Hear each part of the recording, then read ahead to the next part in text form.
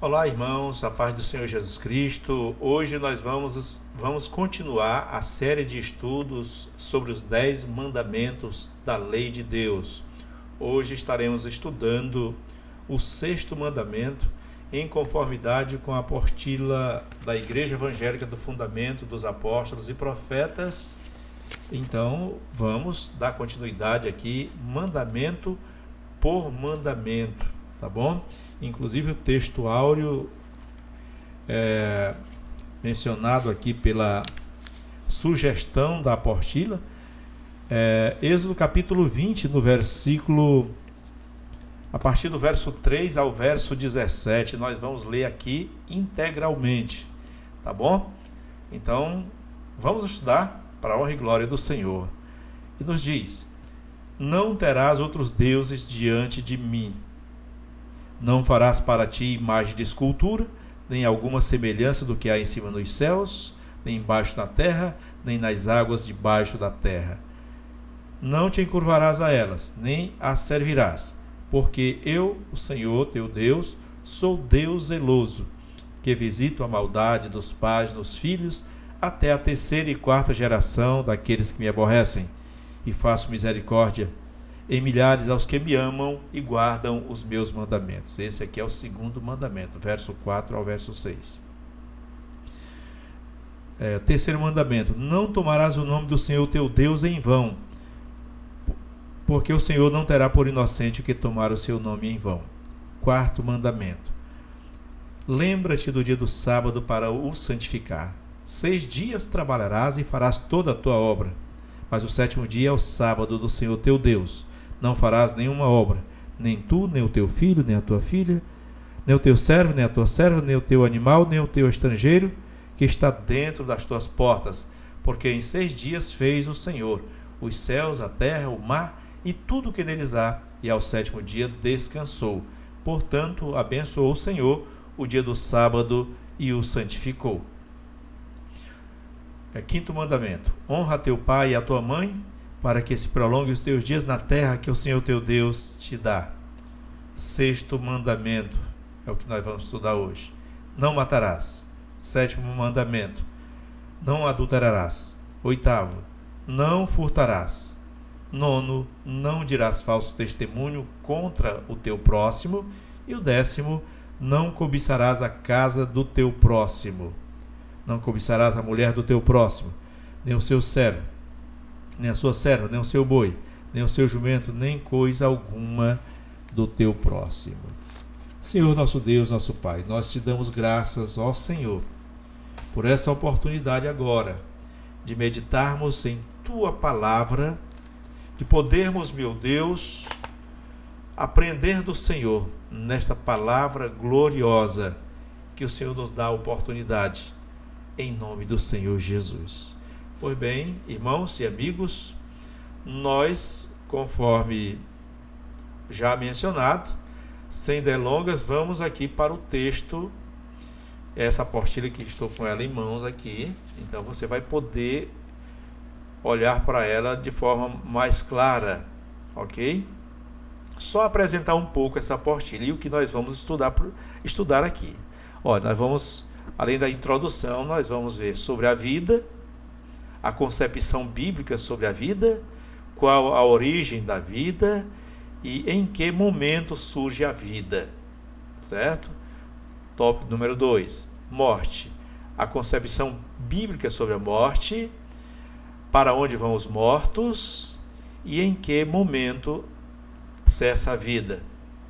Terceiro tópico, homicídio doloso, homicídio culposo, aborto e eutanásia, e a conclusão.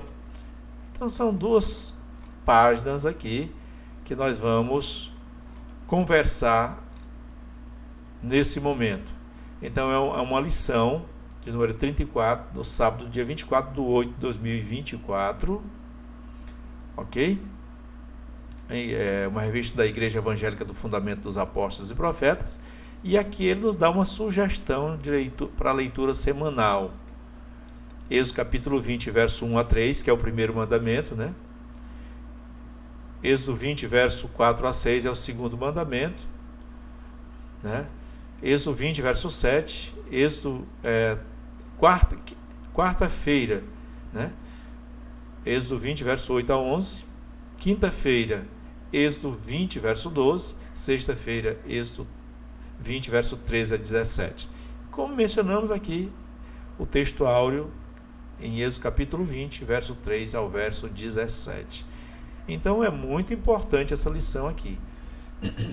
Ok? E conforme a introdução, nós vemos assim. Um dos aspectos mais importantes da experiência dos israelitas no Monte Sinai foi o de receberem a lei de Deus através do seu líder Moisés. A explicação da lei bíblica admite uma tríplice divisão: lei moral, isso nos chama muita atenção, lei moral, né, que trata das regras determinadas por Deus para o santo viver. Está em Êxodo capítulo 20, verso 1 ao verso 17, que nós lemos agora. Esta é a lei moral. Lei civil, que trata da vida judaica e social, está em Êxodo capítulo 21, verso 1 a 23 e o verso 33, e a lei cerimonial. Às vezes a gente pensa que tudo é a mesma coisa. Lei cerimonial, que trata da forma e do rito e da adoração ao Senhor por Israel, inclusive o sistema sacrificial. Então, lei moral, lei cerimonial e lei civil. São esses três aspectos da lei. Meditaremos nesta lição sobre a sexta regra, ou seja, o sexto mandamento da lei de Deus. E é de suma importância porque trata-se de uma das regras ou mandamento da lei de Deus, pois a mesma Escritura revela a vontade de Deus. Espera-se facilitar o aprendizado dos servos de Deus. Esse é o nosso objetivo, ou seja, a Igreja de Deus venha aprender da melhor forma possível, pois o mesmo trará textos bíblicos nessa portilha. Nós temos muitos textos bíblicos, você pode observar logo aqui no início, em que é a nossa fundamentação, né? Afinal, estamos estudando a palavra de Deus. Então, o primeiro tópico nos trata sobre a vida. Inclusive, aqui logo de início, a gente vai começar a observar aqui sobre a formação, quando começa, né, a vida no útero da mulher, né? Aí vem até essa formação aqui. Bom, aqui você vê os detalhes dos espermatozoides e o óvulo, onde só um consegue fecundar e gerar a criança, né, no ventre da mãe. A concepção da vida, a concepção bíblica sobre a vida, o que a Bíblia fala sobre a vida. Uma vez que Deus é a origem de tudo quanto existe, a vida com certeza provém de Deus. Então a Bíblia afirma que a vida provém de Deus, pois o mesmo na pessoa de Jesus Cristo refere-se à vida, dizendo, conforme Evangelho de São João, capítulo 14, verso 6, eu sou o caminho, a verdade e a vida. Então, a vida, a Bíblia fala que a vida é o próprio Deus, né? Aí nós vemos aqui no Evangelho de São João, capítulo 1, verso 4, dizendo que em Jesus, nele estava a vida e a vida era a luz dos homens. Então, quando afirmamos que Jesus é a própria vida, né, estamos nos referindo que ele é o princípio de tudo, pois foi ele quem criou o homem, né? E aí continuamos vendo aqui, portanto, a vida que é Jesus e provém de Jesus, preexistente em Cristo, antes da criação do mundo. Colossenses nos diz que a vida estava nele antes da criação do mundo, né? Então, por quê? Porque Deus existe antes da criação, ele é o primeiro de tudo. Tudo vem dele e para ele. Inclusive esse céu e essa terra.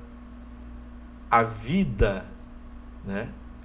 Todas as vidas, homens e animais, provém de Deus. Ele é o princípio. A concepção bíblica sobre a vida é que a vida é Deus. Aí, qual a origem da vida? Em Gênesis, no capítulo 1, verso 26 e o verso 28, nos fala sobre isso. Nos fala sobre isso, quando diz: e formou Deus o homem do pó da terra, né? E soprou em seus narizes o fôlego de vida, conforme Gênesis 2, verso 7. Então, lemos a respeito da criação dos seres humanos, tanto aqui no verso 26 ao verso 28 do capítulo 1, como também no capítulo 2, verso 4 ao verso 25, que nos fala os pormenores, o mais específico a respeito da sua criação e do meio ambiente também. O relato bíblico sobre a criação nos ensina muitas coisas, como o entendimento que tanto o homem e a mulher são uma criação especial de Deus e não um produto do acaso ou do processo evolutivo. Mas em Gênesis nos afirma que o homem foi feito à imagem e semelhança do Senhor. Em Gênesis, no capítulo 1, verso 27, diz que que criou Deus o homem. Deus criou o homem. Qual a origem da vida? Deus criou o homem, conforme Gênesis, no capítulo 1, verso 27. E em Mateus, no capítulo 19, verso 4, nos diz que é o Criador, ou seja, Deus os fez macho e fêmea. Deus criou tanto o homem como também a mulher. E em Marcos, no capítulo 10, verso 6, diz que desde o princípio da criação, Deus os fez macho e fêmea. O homem é criação de Deus. Então, a origem do homem é Deus. A origem da vida é Deus, certo? Não é uma obra do acaso e nem mesmo de uma suposta explosão cósmica, né? Ou Big Bang. Então, a Bíblia ela fala que a vida provém de Deus e é Deus, né? Tudo está em Deus, diferentemente das teorias terrenas que colocam tudo muito mais difícil e terminam criando uma fé no que não existe. Às vezes, muitos dizem: você acredita realmente que a vida vem de Deus? Eu acredito que foi Big Bang. Aí eu fico imaginando como muitas pessoas imaginam também. Ora, se é difícil acreditar em Deus para formar tudo isso numa perfeita ordem, não seria difícil, ou muito mais difícil ainda, acreditar numa explosão para formar tudo isso numa mais perfeita ordem? Então, é uma pergunta que precisamos meditar. 1.3. Em que momento surge a vida? A vida surge no momento em que há um encontro do espermatozoide com o óvulo Isto é chamado de fecundação. A partir do 3º mês, o embrião passa a ser designado feto e já apresenta a forma humana que se desenvolverá até ao nascimento. Por isso, surge muito antes do parto, pois o parto ou nascimento é a saída do bebê do ventre de sua mãe para a vida, para essa vida fora do ventre. É uma das razões por que não se deve fazer aborto. Então é bom lembrar que nós, crentes no Senhor Jesus, somos contra o aborto. Porque aqui na portilha nos mostra que a vida surge no momento do encontro do espermatozoide com o óvulo. Mas você já observou também que muito antes Deus já puniu um homem porque jogou fora o espermatozoide? Puniu severamente, puniu com morte. Ou seja, é pecado. O salário do pecado é a morte. Então, veja bem, se ele jogou fora e foi punido por Deus, então quando o espermatozoide junta-se com o óvulo, ali é a vida. Evitar que gere e venha a nascer é crime. É crime de aborto. Então é muito fácil quando olhamos para a Bíblia Sagrada. E aqui mostra o passo a passo. Você pode observar o óvulo aqui. Nesse caso aqui está um pouco mais visível, maior. Você vê vários espermatozoides aqui procurando essa fecundação. E só um deles vai conseguir. E é interessante que você é um deles que conseguiu, que venceu no princípio, ou seja, Deus te escolheu e você foi passando por essas fases aqui, essas fases até chegar nessa, pronto para nascer, certo? Então isso é vida. A vida está em Deus, a vida está em Cristo Jesus e o homem foi formado dele. E morte, a concepção bíblica sobre a morte. Tanto a morte espiritual como a morte física são consequências do pecado, pois o salário do pecado é a morte. Romanos 6, verso 23. Que diremos, pois? Permaneceremos no pecado para que a graça seja mais abundante? De modo nenhum. Romanos 6, verso 1 a 2. Nós que estamos mortos para o pecado, como viveremos ainda nele? A morte física, mesmo que seja por causas naturais, só pode ser permitida por Deus, jamais pelo homem, pois no 6º mandamento ele diz: não matarás, conforme Êxodo 20, verso 13. Então, meu irmão, minha irmã, observe bem, a Bíblia nos dá essa concepção, nos mostra com clareza tanto a morte espiritual como a morte física,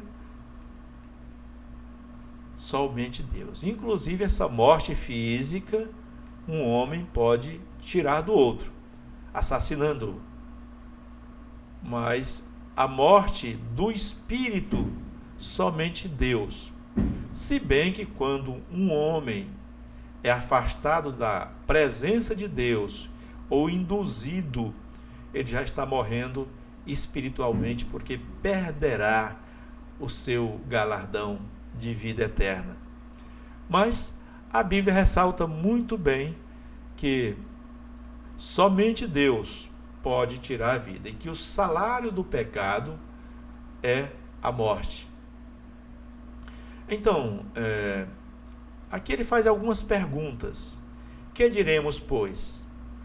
Permaneceremos no pecado para que a graça seja mais abundante? Será que aquela ideia de continuar pecando, de continuar alheio, dizendo, não, eu não quero nem saber disso aí, né? Não quero nem saber de tomar conhecimento para ter a consciência pesada. Aí vem a pergunta, que diremos, pois? Permaneceremos nós no pecado para que a graça de Deus, o favor de Deus, seja mais abundante em nossa vida? E ele dá a resposta, de modo nenhum, em Romanos capítulo 6, verso 1 a 2. Nós que estamos mortos para o pecado, fala para os crentes, aqueles que temem a Deus e guardam os seus mandamentos. Nós que estamos mortos no pecado, como viveremos ainda nele? Então, uma vez saindo do mundo para viver na presença de Deus, é conveniente ser perseverante. A morte física, mesmo que seja por causas naturais, só pode ser permitida por Deus. Ninguém, homem algum, pode tirar a vida de outro homem, ou então se torna um assassino. Jamais pode ser feita por outro homem. E nem a pessoa pode tirar a sua própria vida, porque a pessoa não é dona da sua própria vida. Alguém diz assim, eu sou dono da minha vida e faço dela o que eu quiser. Então, começa a comer de tudo, beber de tudo, e usar entorpecentes e destruir a sua própria vida. Às vezes também com adultérios, com a mentira, com a falsidade e tantas outras coisas, achando que é dono da vida. Mas ele está destruindo o seu próprio corpo. E a palavra diz, não matarás. Inclusive, quando a pessoa faz isso com a intenção, ele está assassinando. Nós estamos falando, não matarás em conformidade com a tradução, mas essa tradução, em muitas outras traduções, diz, não assassinarás. Ok? 2.2. Para onde vão os mortos? Há uma pergunta muito importante, né? Qual a concepção bíblica sobre a morte? E agora, para onde vão os mortos? Creio que você já fez essa pergunta para si mesmo. Segundo a palavra de Deus, o homem foi feito do pó da terra, conforme Gênesis capítulo 3, verso 19. Porque o homem sucede,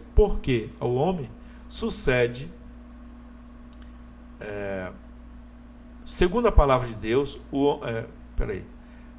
porque o homem sucede aos filhos, mais ou menos aqui. Porque o que sucede aos filhos dos homens, assim mesmo também sucede aos animais. A mesma coisa lhe sucede. Como morre um, assim também morre o outro. Então veja bem, primeiramente ele faz uma comparação.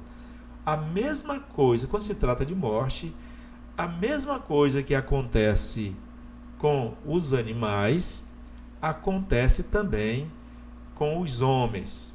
É a mesma coisa, porque todos foram feitos do pó da terra e todos receberam a vida de Deus, certo?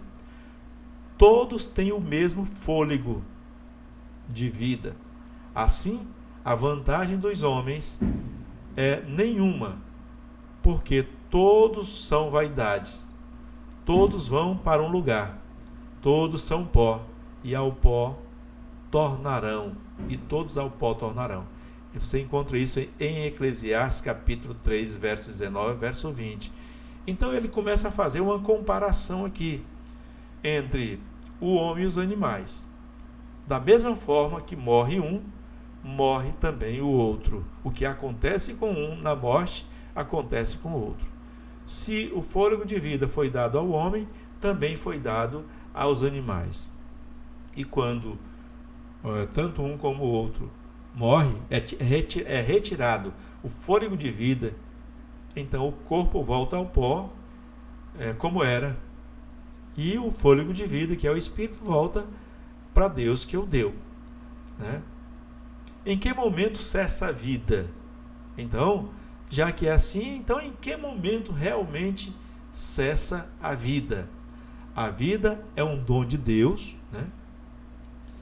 E é Ele que nos dá o fôlego de vida, conforme Gênesis 2, verso 7.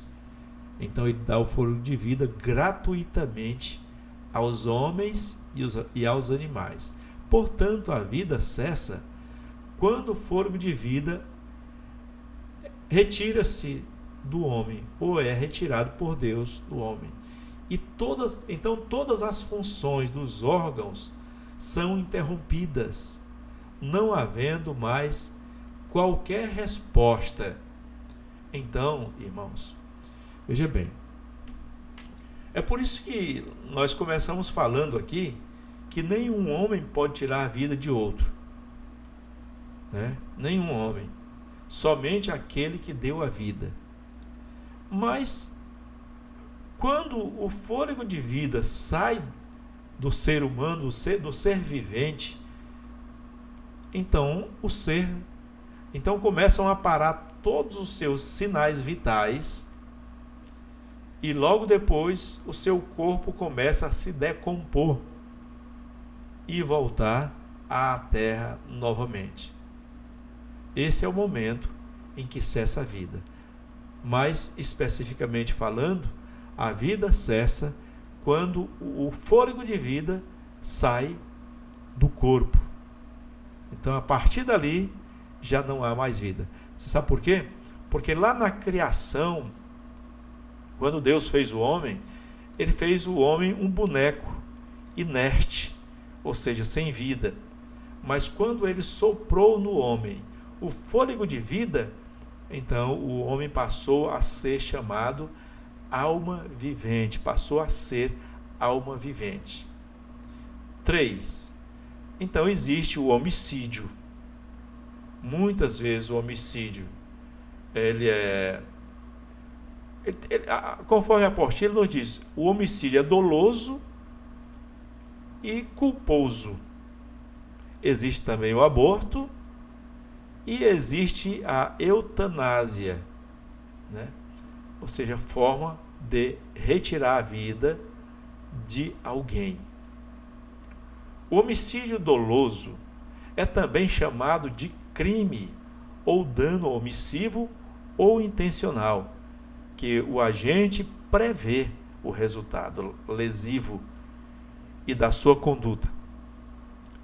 É considerado como a vontade consciente dirigida a realizar ou a aceitar uma conduta descrita perante a lei como um crime, né? Portanto, é composto por consequências, por consciência e vontade, ou seja, o crime doloso, ele é composto por consciência e vontade. A pessoa é consciente e quer fazer aquilo. Então, na consciência, ele planeja e executa o crime. Esse é o homicídio doloso. A consciência é a previsão de que o resultado danoso venha a acontecer, enquanto a vontade é querer ou aceitar a ocorrência de um resultado criminoso. Assim há o desejo de matar. Então, resumindo, o doloso é quando há a intenção ou o desejo de matar. Então ele arma tudo, planeja tudo e executa o seu plano. E é praticado sendo, então, considerado crime doloso, pois houve a previsão do resultado da morte. Acontece muito isso no crime organizado, e entre pessoas comuns, que muitas vezes planejam, né, e executam os seus crimes. É o chamado crime doloso. E o culposo? Já o crime culposo, é uma conduta voluntária, mas sem intenção de produzir o resultado ilícito, porém previsível, que poderia ter sido evitado. Ou seja, aquela pessoa, ela não tem intenção, mas tenta fazer aquilo sem a devida intenção e termina praticando o crime. É considerado pela violação de dever objetivo. E essa violação pode ser dada pela imprudência, negligência ou imperícia. A imprudência é uma causa que muitas vezes acontece o crime culposo, né? A negligência também e a imperícia. A imperícia é a incapacidade de fazer. Você não tem capacidade, mas faz, né? A imprudência é a forma errada ou praticada por quem conhece a forma correta da ação, porém negligencia. A pessoa sabe como deve fazer, mas não faz, ou faz o contrário. É uma imprudência, é um imprudente. É, portanto, a ausência de prevenção. Já a imperícia é a falta de aptidão técnica para o exercício da arte, provisão ou ofício. Segundo o Código Penal, o crime doloso é punido de forma mais severa do que o culposo. Porém, isso não significa que ele seja menos grave do que o outro. A diferença da dureza da pena consiste em punir mais severamente aquele que deseja realizar a prática do crime do que a própria gravidade em si. No entanto, diante da palavra de Deus, qualquer das duas situações comete uma transgressão ao sexto mandamento. Tirou a vida, matou alguém. Mas Deus é o reto juiz, né? Vamos lembrar sempre disso. Enquanto a vida, a esperança, né? Mas que houve o crime, houve. Pode se arrepender? Pode. Pode pedir perdão a Deus? Pode. O que está vivo tem saída. A Bíblia recomenda muito sobre isso. E ter com o Senhor, ou buscar ao Senhor enquanto se pode achar. E o aborto, tão falado nos tempos atuais? Entendemos que o aborto é a intenção espontânea, é a interrupção espontânea ou provocada da gravidez, né? A pessoa quer realmente interromper a gravidez antes do tempo normal, né?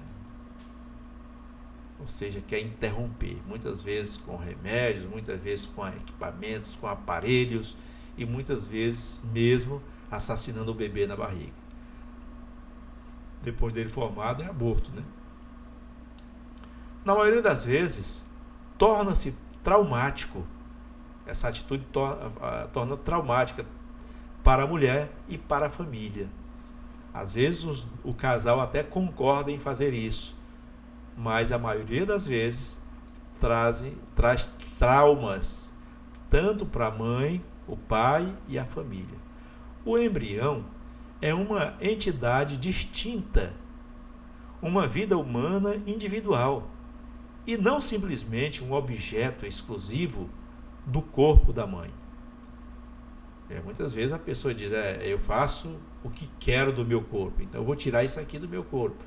E comete isso chamado aborto. Essa citação ela é uma citação jurídica, né? Uma citação jurídica. O embrião é uma entidade distinta, uma vida humana individual e não simplesmente um objeto exclusivo do corpo da mãe, certo? Então é uma vida própria, é uma vida que vem de quem? De onde? De Deus. Então a mãe não pode tirar a vida do embrião. Isso é aborto.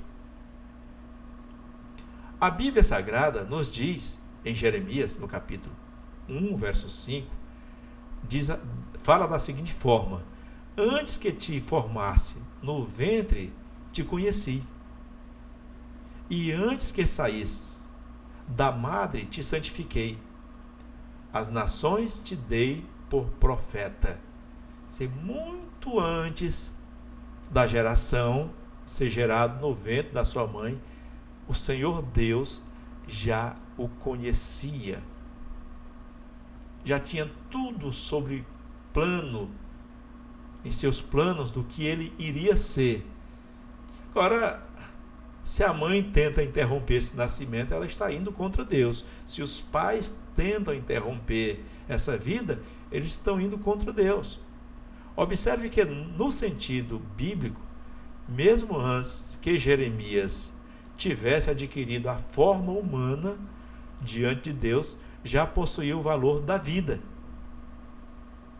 Quem é o homem para lutar contra Deus? Quase todas as religiões condenam o aborto, pois se entende que a vida humana é intocável desde o primeiro instante em que é concebida. E este também é o posicionamento da Igreja Evangélica do Fundamento dos Apóstolos e Profetas, IEFAP, diante dessa questão. Ou seja, somos contra o aborto. Ou seja, o mandamento é muito claro quando diz: não matarás. Êxodo capítulo 20, verso 13. E eutanásia? Você já tem ouvido falar sobre eutanásia? Podemos dizer que a eutanásia é o esforço humano no sentido de de apressar a morte própria ou de um parente ou de alguém que está em sofrimento. Apressar a morte daquele paciente, por exemplo, que está lá no leito do hospital, ou muitas vezes em um leito em casa, muito tempo sofrendo e aumentando os trabalhos diários para a família. Tirar a vida deste é apressar a morte desse, de alguma forma, chama-se eutanásia. A eutanásia seria utilizada para evitar a distanásia, ou seja, a agonia prolongada, né? Isso às vezes acontece mesmo, né?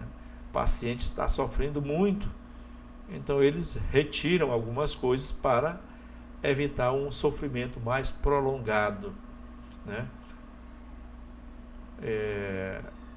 Morte com sofrimento físico, né? Amenizar um tanto o sofrimento físico ou psicológico do indivíduo lúcido. Existe a eutanásia ativa,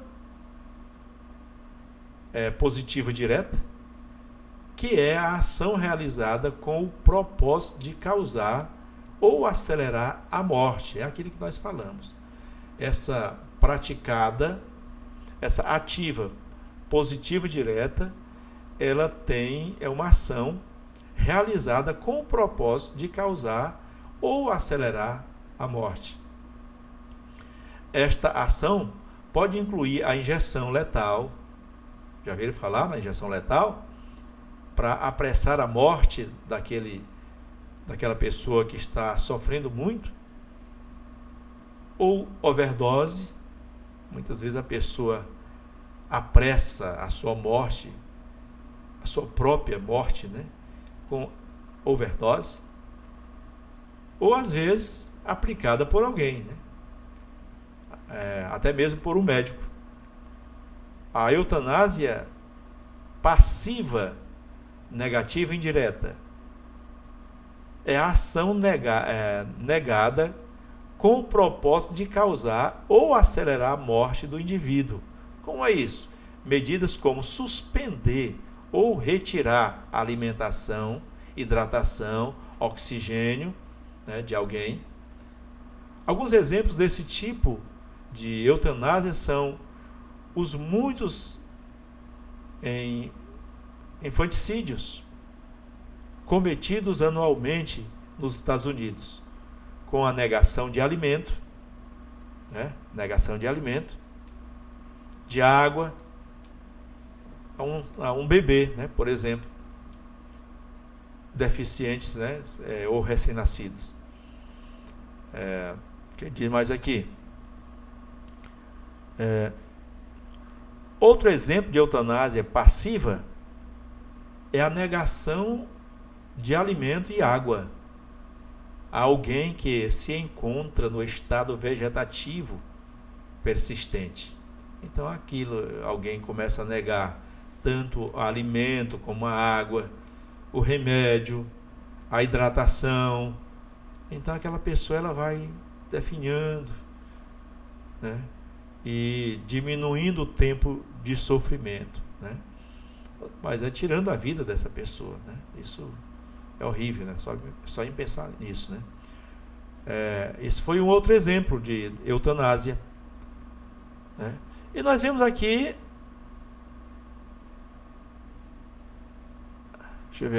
vemos aqui a conclusão, né?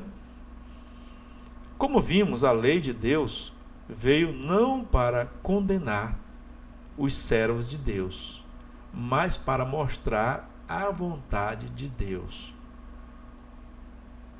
aos seus servos e ensinar o caminho certo para que caminhemos, para que tenhamos uma vida santa na presença de Deus. Embora digam que a lei foi abolida por Deus ou por Jesus, sabemos que ele próprio diz em Mateus no capítulo 5, verso 17, que não veio para abolir a lei, mas para cumprir. Portanto, é preciso servir a Deus e viver em sua graça e permanecer em comunhão com Ele. Nós estivemos falando aqui sobre não matarás, que é o sexto mandamento da lei de Deus, e isso é extremamente importante porque a palavra de Deus nos ensina que não podemos tirar a vida de absolutamente ninguém, em nenhuma dessas formas. Somente um tem poder para dar a vida e para tirar a vida, que se chama Deus, né? Então, tirar a vida de alguém é pecado, e o salário do pecado é a morte. Então, meus irmãos, eu espero que tenha contribuído um pouco nesse incentivo para que você possa avançar nos seus estudos da Palavra de Deus. Como mencionei no início, nós estamos seguindo um roteiro aqui, roteiro da Igreja Evangélica do Fundamento dos Apóstolos e Profetas. Senhor nosso Deus, nós te agradecemos por esse momento, por essa ocasião em que meditamos em Tua Palavra e pedimos que o Senhor escreva em nosso coração, encha a nossa vida de paz, de alegria e do que nós precisamos para vivermos felizes em Tua presença, em nome do nosso Senhor Jesus Cristo. Amém? Então, como você observou, nós estamos numa série de estudos, fazendo uma série de estudos sobre os 10 mandamentos. Hoje nós estudamos o 6º mandamento. Tá bom?